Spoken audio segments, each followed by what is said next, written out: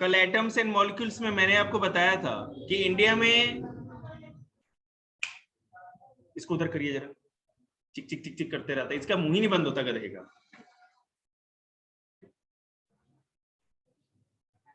तुमको कहा ना जाने के लिए,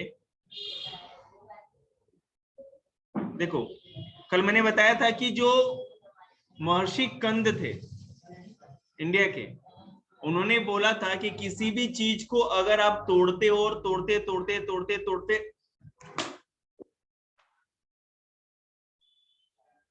अगर बहुत ज्यादा छोटे टुकड़े कर दें आप, तो जो सबसे स्मॉलेस्ट उसका पार्ट होगा वो एटम होगा। उन्होंने परमाणु उसका नाम दिया था। मैंने आपको ये भी बताया था कि जो यूरोप में जितने भी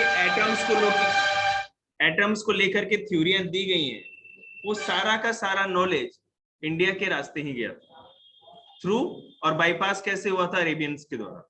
हम लोग साइंस कर रहे हैं इसलिए इन सब चीजों पे कुछ ज्यादा बात नहीं करेंगे। मैंने कल आप लोग को बताया था लॉ ऑफ केमिकल कॉम्बिनेशन, और उसमें पहला जो था लॉ ऑफ कंजर्वेशन ऑफ मास और मैटर। ठीक है, किसी भी मैटर का जो मास होता है नाइदर क्रिएटेड नॉट डिस्ट्रॉय। ठीक है, ओके।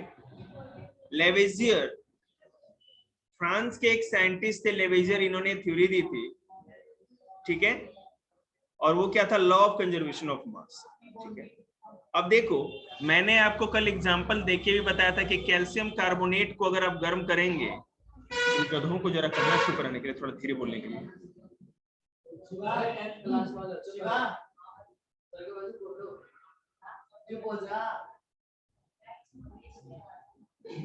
उठा के फेंक के मार दूंगा सर पे कोई चीज, और अभी डिसमिस होगी क्लास तुम लोगों की। कैल्शियम कार्बोनेट अगर 100 ग्राम आप लेते हो, गर्म करते हो चाहे किसी वेसल में, बर्तन में, तो टूटेगा, डिकम्पोज होगा। केमिकल रिएक्शन के बाद वो कैल्शियम ऑक्साइड और कार्बन डाइऑक्साइड बन जाएगा, और दोनों की जो क्वांटिटी होगी उनको भी जब वेट करोगे आप, तो मास उतना ही रहेगा जितना केमिकल रिएक्शन से पहले था। तो कहने का मतलब, ड्यूरिंग और by any chemical reaction we can't destroy or create mass of any matter. ठीक है, आगे चलते हैं। जिसको समझ में नहीं आएगा बोलते जाएगा। Experiment to verify law of conservation of mass, वही बात जो मैंने कल बता दी थी आपको। हाँ, इसमें ज्यादा कुछ नहीं करना हम लोग को।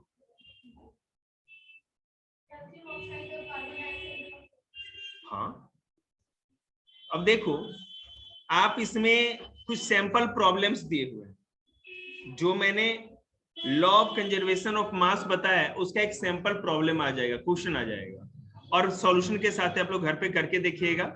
अगर नहीं समझ में आए तो पूछिएगा। अब आइएगा स्लाइड नंबर 5 पे, पेज नंबर आपके बुक में है, ये दिख नहीं रहा, कोई बात नहीं। Law of constant proportion. ठीक है, law of constant proportion. Proportion मतलब कि समानुपाती, एक अनुपात में, बराबर बराबर अनुपात में। जोसेफ प्रॉस्ट जो थे, उन्होंने लॉ ऑफ कांस्टेंट प्रोपोर्शन की थ्योरी दी थी। ध्यान से समझिएगा, आखिर ये लॉ ऑफ कांस्टेंट प्रोपोर्शन होता क्या है। According to the law of constant proportion, a chemical compound always consists of the same element combined together in the same proportion by mass. ठीक है, आप एक ड्राम भर करके पानी लो, या वाटर का सबसे छोटा एटम लो, हाइड्रोजन और ऑक्सीजन के बीच का जो रेशियो है ना, वो हमेशा बराबर होगा। जैसे जैसे क्वांटिटी किसी भी एलिमेंट की बढ़ते जाएगी, कंपाउंड की क्वांटिटी बढ़ते जाएगी, तो उनके बीच का प्रोपोर्शन भी उसी हिसाब से बढ़ता जाएगा, लेकिन वो जो रेशियो है प्रोपोर्शन, वो हमेशा बराबर होगा। ऑक्सीजन, आपको पता है कि वाटर का फॉर्मूला जो होता है H2O होता है, जिसमें हाइड्रोजन के 2 और ऑक्सीजन के 1 एटम होते हैं। मतलब वाटर का एक मॉलिक्यूल बनाने के लिए आपको पता है ना, इसको हम एटम नहीं कर सकते, वाटर का एटम नहीं होता, समझ रहे हैं ना बात को? कोई बता सकता है क्यों? जी हाँ बिल्कुल, क्योंकि जो एटम होता है वो किसी भी एलिमेंट का होता है, एक चीज का होता है। और वाटर, ये तो वाटर इज ए कंपाउंड, एक मिक्सर है ना, वाटर तो मिक्सर है जी। समझ में आ रही बात? तो वाटर का एक मॉलिक्यूल बनाने के लिए हाइड्रोजन के 2 ऑक्सीजन के 1 एटम लगते हैं। अब नंबर ऑफ मॉलिक्यूल जैसे जैसे बढ़ता जाएगा, हाइड्रोजन और ऑक्सीजन उसी रेशियो में बढ़ता चला जाएगा। समझ में आ रही बात आप लोगों को? ठीक है, और इससे रिलेटेड क्वेश्चन भी होगा, आप समझ जाएंगे। लॉ ऑफ कांस्टेंट प्रोपोर्शन तो मैंने बता ही दिया आपको, तो मैं क्या बोल रहा था उसमें से? लॉ ऑफ कांस्टेंट प्रोपोर्शन ही तो कह रहे हैं ना, वही बात तो मैंने कही अभी आपको। According to the law of constant proportion, a chemical compound like water, always consists of the same element combined together in the same proportion by mass. Simple. कोई भी chemical compound like water, हाँ, मास कोई भी हो, उसमें तो hydrogen, बिल्कुल। अगर आप वाटर को एक केमिकल कंपाउंड मानते हैं, तो वाटर उस केमिकल कंपाउंड का मास जितना बढ़ता जाएगा, मतलब वेट जितना बढ़ता जाएगा, तो उसके अंदर जो एलिमेंट पार्टिसिपेट करे, जिन एलिमेंट के मिलने से, मतलब हाइड्रोजन और ऑक्सीजन 2 के मिलने से बनता है वाटर, उनका भी उसी रेशियो में बढ़ता चला जाएगा। समझ रहे बात? इससे रिलेटेड सैंपल क्वेश्चन है नीचे, एक दो है, एकदम करते ही कॉन्सेप्ट के लिए। वॉल्यूम तो बढ़ेगा बिल्कुल, मास बढ़ेगा तो वॉल्यूम कहाँ जाएगा? नहीं, मैं बता रहा हूँ, वॉल्यूम भी कहते हैं ना। नहीं, देखिएगा, अब ये जो हम लोग एटॉमिक थ्योरीज पढ़ रहे हैं ना, हिस्ट्री भी साथ में, मतलब सबसे पहले किसने क्या बोला और सबसे लास्ट में लेटेस्ट थ्योरी क्या है, समझ रहे हैं? उस तरफ चल रहे हैं। देखो, the law of chemical combination were the experimental. जितना भी केमिकल कॉम्बिनेशन का लॉ जो आपने सुना, ये एक्सपेरिमेंटल, एक्सपेरिमेंट करते हैं तो हमको वो प्रूव कर देते हैं।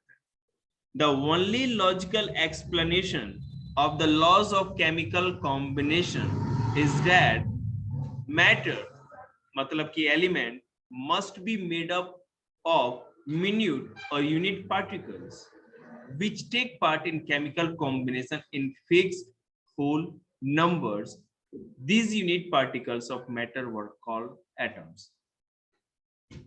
किसी भी केमिकल कंपाउंड को बनाने के लिए 2 मैटर या 2 एलिमेंट का रिएक्ट होना जरूरी।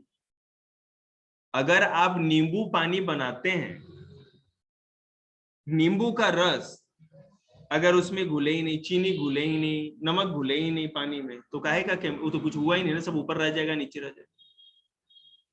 मतलब केमिकल कंपाउंड मतलब मिक्सचर ऑफ केमिकल्स और एलिमेंट्स। हाइड्रोजन भी एक एलिमेंट है और ऑक्सीजन भी एक एलिमेंट है, हिंदी में तत्व कहते हैं। ये दोनों एक फिक्स्ड यूनिट में, मतलब कि उसके हाइड्रोजन का जो सबसे छोटा हिस्सा होगा उसका एटम। एक बात और क्लियर कर देंगे, थोड़ा सा किसी के मन में डाउट हो तो, कोई भी नॉन लिविंग थिंग का सबसे स्मॉलेस्ट पार्ट एटम कहलाता है और लिविंग बीइंग का सबसे स्मॉलेस्ट यूनिट सेल कहलाती है। ये दिमाग में क्लियर रखिएगा, अगर कोई कंफ्यूजन हो तो। समझ में आ रही है? बोलता बहुत ज्यादा है तो लड़कियों की तरह।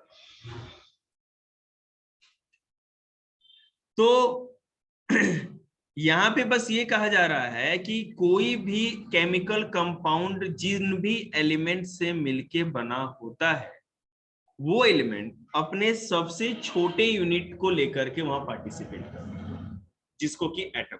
इतनी छोटी सी बात। हाइड्रोजन और ऑक्सीजन 2 एलिमेंट हैं, ये एक मिल करके केमिकल कंपाउंड वाटर बनाते हैं। ठीक है, इसका मतलब है कि ये दोनों मिल करके जो वाटर बनाते हैं, केमिकल कंपाउंड बनाते हैं, तो हाइड्रोजन और ऑक्सीजन के एटम्स वहां पार्टिसिपेट करते हैं, ठीक है ना। हाँ,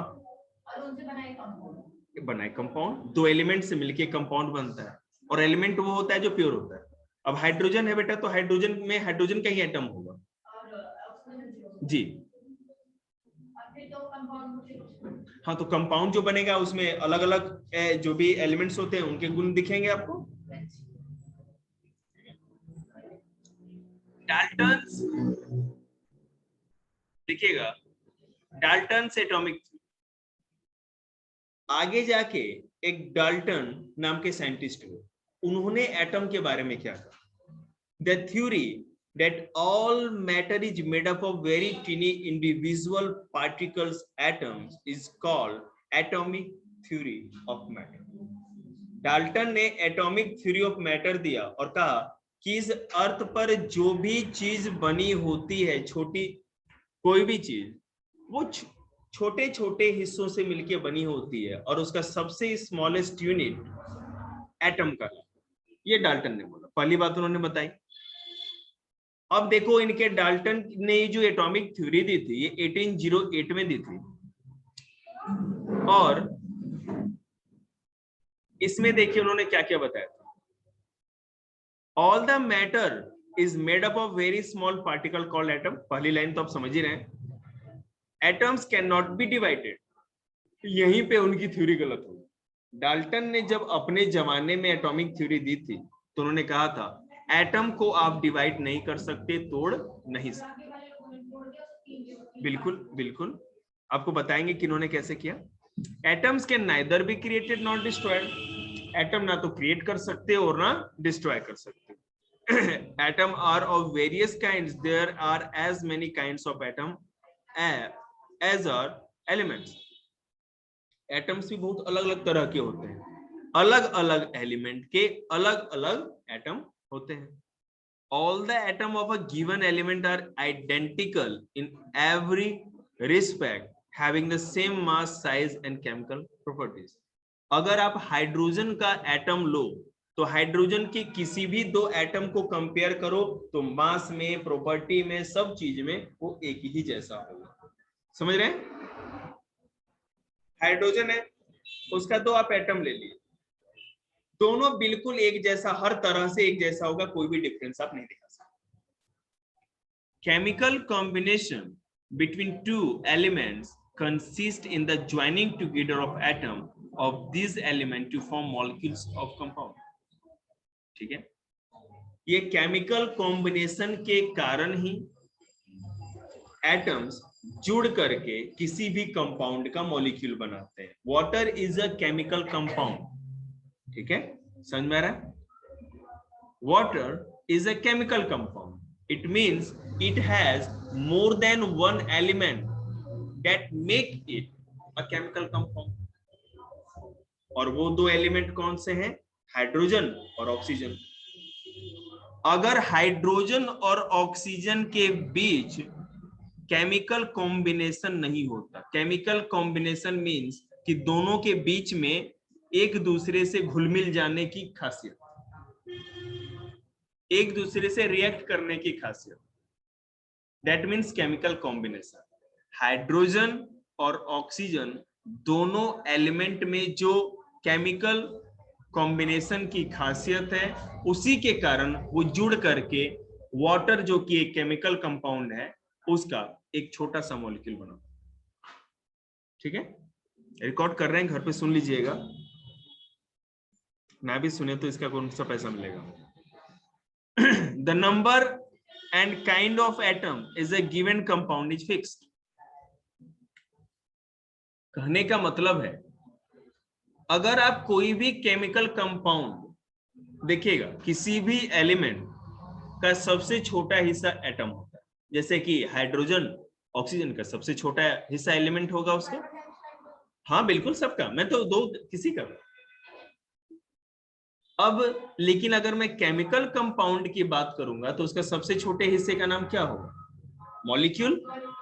ठीक है ना, याद रखिएगा, केमिकल कंपाउंड के सबसे छोटे हिस्से का नाम मॉलिक्यूल। वेयर एज जो सबसे छोटा हिस्सा एलिमेंट का होगा उसको एटम कहते हैं। ठीक, हाँ, एटम जुड़ के ही मॉलिक्यूल बनाते हैं। तो यहाँ ये कहा जा रहा है कि अगर आप किसी भी केमिकल कंपाउंड का कोई एक छोटा सा मॉलिक्यूल लेते हो, वाटर का मॉलिक्यूल मतलब वाटर का सबसे छोटा हिस्सा, ठीक है, अगर आप लें तो आप वहां देखोगे कि उसमें पार्टिसिपेट करने वाले नंबर एटम नंबर में और काइंड में बिल्कुल फिक्स होंगे। मतलब अगर वाटर का एक मॉलिक्यूल है H2O, वाटर के एक छोटे से मॉलिक्यूल का फॉर्मूला है, मतलब नंबर ऑफ हाइड्रोजन 2 होंगे, नंबर ऑफ ऑक्सीजन 1 होगा, और काइंड आपको पता है हाइड्रोजन और ऑक्सीजन, ठीक है। तो एक मॉलिक्यूल में कभी भी ऐसा नहीं कि वाटर का मॉलिक्यूल एक हिमालय पर्वत से लिया और दूसरा कहीं से लिया तो उसमें कुछ अंतर होगा, हर जगह सेम ही हो।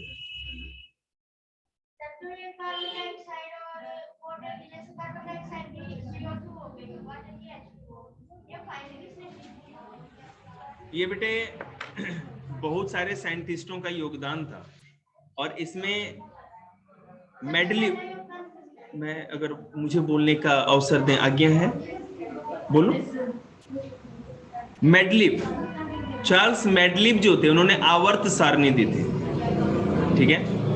ये अभी 10th में जाओगे आप लोग ना, तो ये सारा एक चार्ट होता है, IIT मेडिकल ये सब निकालना होगा। तो अभी तो 12th में तो फिर आपको याद करना पड़ेगा, 10th में तो ऐसे भी काम चल जाता है, उससे उतना ज्यादा मैटर नहीं करता, लेकिन पूरा का पूरा उसको है ना याद करना पड़ता है, और वो बड़ा टेढ़ा काम है, समझ रहे हैं ना, किसका क्या एटॉमिक नंबर होगा, कैसे क्या कॉन्फ़िगरेशन बनेगा, सब कुछ उसके चार्ट। 10th में मुझे जरूरत नहीं लगती अभी, आप लोग का सिलेबस तो मतलब ऐसा मैंने आप लोग का लेवल ही खत्म कर दिया है। मैं इसलिए आप लोग को 9th में पूरी साइंस की किताब पढ़ा रहा हूँ ना, और 10th में भी पढ़ाऊंगा शुरू से ही, ताकि मुझे लगे कि हमने 10th में बच्चों को पढ़ाया तो 10th में बच्चों को उसकी नॉलेज है। सिलेबस की तो ऐसी की तैसी है। आपको अगर मैं आपको क्या कर रहा हूं, आप जिस भी सब्जेक्ट में अभी मौका है, 9th मतलब बड़ा अच्छा एक अपॉर्चुनिटी है, और 8 क्लास की बच्चियां हैं उनके पास तो वो तो मैंने सीरियस भी हैं, और भगवान का आशीर्वाद है कि सीरियस है इस बात को लेकर के, ठीक है ना। अब सोचिए उनका कितना जबरदस्त बेस होगा। इंग्लिश आपके सामने है, मैथ में आदमी एक किताब बनाने में आदमी को 10 लग जाते हैं, RD शर्मा, एग्जाम्पलर, एनसीईआरटी तो वो देखती ही नहीं है, सर छोड़ो हटाओ, एनसीईआरटी एग्जाम्पलर बनाइएगा तब पता चलेगा, ठीक है ना। वो, और ये नहीं है कि मुझे पढ़ाना है, उनका बेस ऐसा किया है मैंने कि वो खुद से ही इस चीज को कर रहे हैं, और एग्जाम्पलर सॉल्व करेंगे तो आपका है ना स्कूल ऑफ एक्सीलेंस का पेपर भी दिलवाना है हमको, सारे 8 क्लास के बच्चे जो 9th क्लास में एडमिशन के लिए जाएंगे, ठीक है ना। और मैं शुरू से ही गाइडेंस करने की सोच रहा हूँ, और आपको भी बेटा 11th के लिए जब होगा ना, मैं उसके लिए प्रिपरेशन कराऊंगा, तो अच्छा है। तो मैं चाह रहा हूं कि आप लोग बस डूब जाइए इसके अंदर।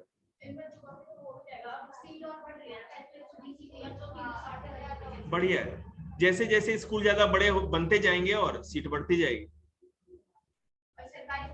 और हम तो ये मानते हैं ना बेटा, एक्सीलेंस तो बच्चे होते हैं, एक्सीलेंट स्कूल की ऐसी की तैसी। चलिएगा, atoms of the same, sorry, during chemical combination, ठीक है, केमिकल कॉम्बिनेशन के दौरान atoms of different element combine in small whole number to form compounds, ठीक है। अब मैं कह रहा हूं कि केमिकल कॉम्बिनेशन के दौरान अगर कोई केमिकल कंपाउंड बन रहा है तो केमिकल कॉम्बिनेशन होगा, तो इस केमिकल कॉम्बिनेशन के दौरान जो अलग अलग तरह के एलिमेंट्स कंबाइन करेंगे, मतलब जुड़ेंगे, वो स्मॉल होल नंबर में जुड़ेंगे, जैसे कि H2O, ठीक है ना, हाइड्रोजन 2 की मतलब क्वांटिटी में है और ऑक्सीजन 1 की क्वांटिटी में, इस तरह से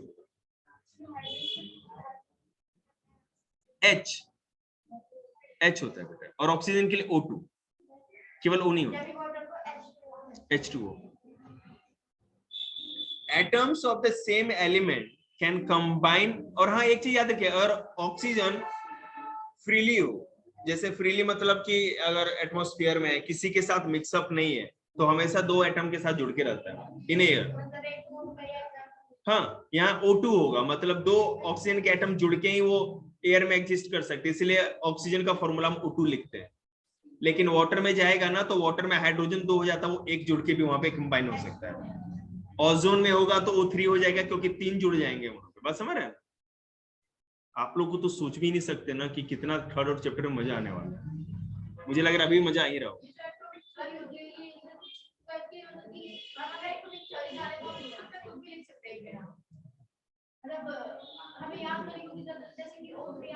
नहीं नहीं नहीं, इसका, हाँ, इसका जो केमिकल फॉर्मूला बनाया भी जा सकता है। हाँ, मैं आपको बताऊंगा उसके बारे में, सब कुछ आसान है, कोई दिक्कत नहीं। और ये चैप्टर एक्चुअली है ना, इस ये नहीं, इसके अगले वाला जो चैप्टर इसी चीज के लिए है, ये शायद ये, हाँ नहीं, इसके अगला स्ट्रक्चर ऑफ एटम, उसमें एक एटम है ना कैसे बना, कोई फॉर्मूला कैसे बनेगा, क्या होगा, आपको कुछ याद ही नहीं करना है अगर आपके पास दिमाग है। ठीक है, दिमाग एक पिलपिला सा पदार्थ होता है जो खोपड़ी के अंदर होता है।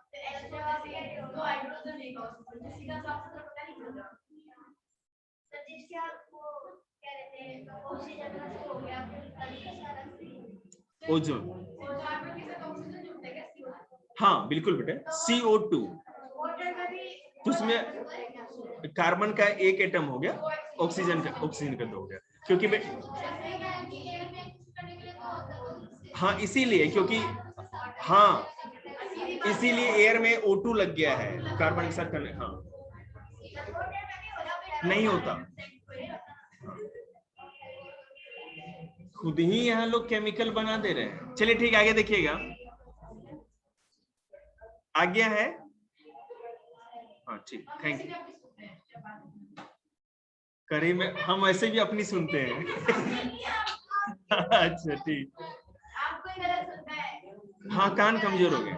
Atoms of the same element can combine in more than 1 ratio two form more than 1 compound. अगर आपको एक से ज्यादा कंपाउंड बनाने हैं तो रेशियो भी उसी हिसाब से चेंज होता चला जाएगा। अब देखिएगा, डाल्टन का जो पूरा का पूरा एटॉमिक थ्योरी है, समझ में आ रहा है बेटा मुस्कान आपको? डाल्टन की पूरी एटॉमिक थ्योरी है ना, ये केमिकल कॉम्बिनेशन पे बेस्ड है। ठीक है, लॉ ऑफ केमिकल कॉम्बिनेशन कह सकते हैं इसको। अब देखो इसमें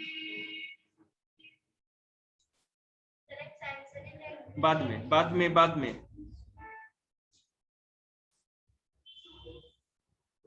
Dalton's atomic theory was the first modern attempt to describe the behavior of matter in terms of atom. अगर किसी मैटर के बिहेवियर को या स्वभाव को, मौका देंगे, किसी भी मैटर के बिहेवियर या स्वभाव को बताने के लिए एटम की मदद ली जाए, तो डाल्टन का प्रयास सबसे फर्स्ट प्रयास, मॉडर्न प्रयास था इस मामले में। एटम को का रेफरेंस दे करके किसी भी मैटर की खासियत उन्होंने बताई। ठीक है, ये बेटा पढ़ाई तो नहीं चल रही है जो इतना तेज आवाज आ रहा था?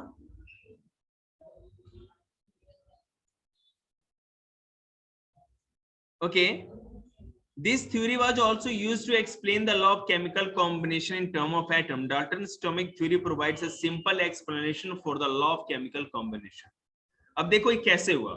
The postulate of Dalton's atomic theory that उनकी व्याख्या कैसे, डाल्टन ने अपनी उस एटॉमिक थ्योरी की व्याख्या किस तरह की है?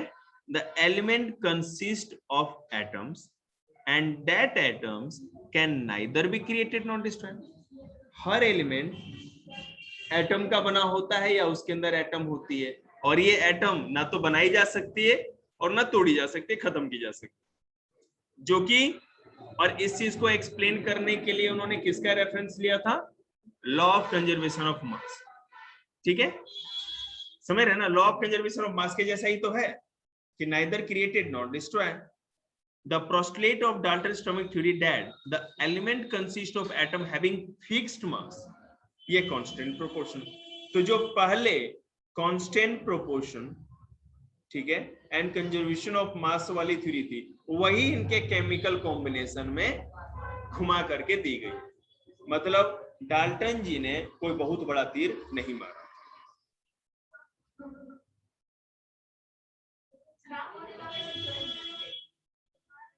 डिपेंड करता है बेटे कि हम होते कहाँ।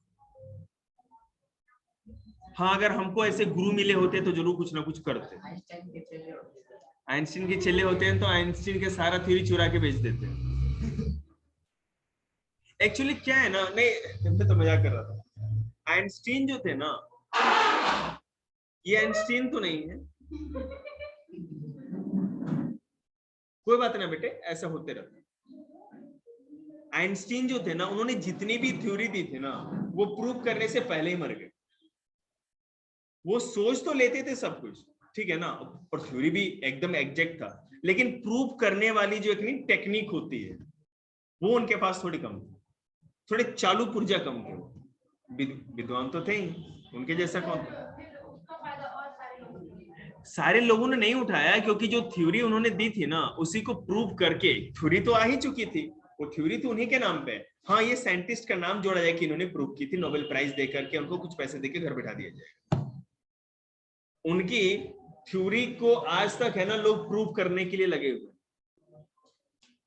मैं आपको बताता हूं, मैं आपको अभी देखो, उन्हीं के थ्योरी का ही एक हिस्सा था जिसमें ये बताया गया कि लाइट जो है उसकी स्पीड इस अर्थ पे सबसे अधिक, आई मीन टू से यूनिवर्स में, जहां तक जो हम जानते हैं, जिस चीज को देखा है, पूरे यूनिवर्स में लाइट की स्पीड से ज्यादा तेज किसी की भी स्पीड नहीं। हाँ, वो तो सापेक्षता का सिद्धांत, वो दूसरा है। ठीक है, जितना ही रखते हैं आप लोग, जा सकते हैं।